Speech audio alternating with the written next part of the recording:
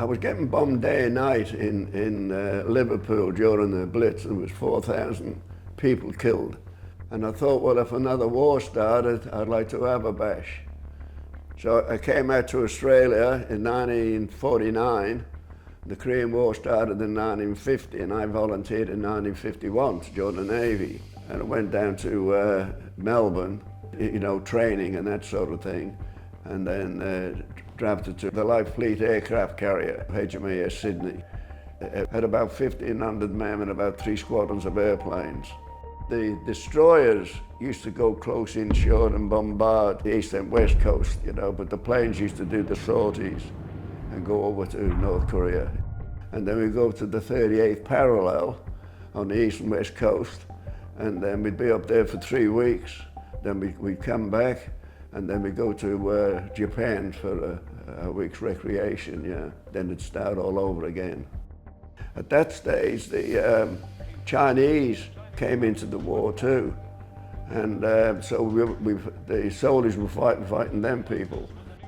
I joined up, wanted to be a gunner, but my left eye wasn't really good. But I wanted to get in the Navy. And they said you could be a sick berth attendant, a steward, a writer. And I took a steward on, but it ended up the best job I ever had. There wasn't very much talked about the Korean War. They didn't talk much about it on board the ship at all. You were up there to do a job, and you was doing the best of your ability, and that was it. I think that HMAS Sydney did more sorties than any other carrier up in Korean waters. They did very good, and they only lost a few pilots like the 77 Squadron did. We only did a deployment those days about 8 months because we were all volunteers in Korea. Well, my action station was in the wardroom. Was laid out as a hospital. So if anybody got injured, they'd come there and we would look after them. We went into Incheon and we went and had a look at Seoul. Well, a lot of bombed out buildings. Well, it was just the people. We thought they were all very friendly and colourful. But as I say, we only went to Seoul. We never even went outside there. I just thought it's men's inhumanity to men, because I realised what it was like being bombed in Liverpool. Oh yeah, it was cold. You could go on deck and it was pretty cold there, but we all stayed below because it was very warm there. But it was the only time I saw salt water freeze. We were on board the ship, so we all had heaters in there. That was no problem.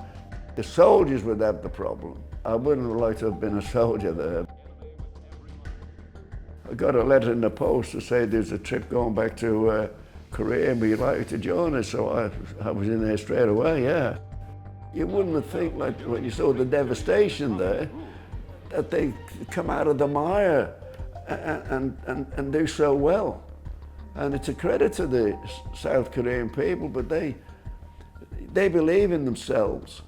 But they really loved us, and they saluted, they would stop, and soldiers or other people come in and say, thank you for your service, and you wonder what you really did, but they appreciate it.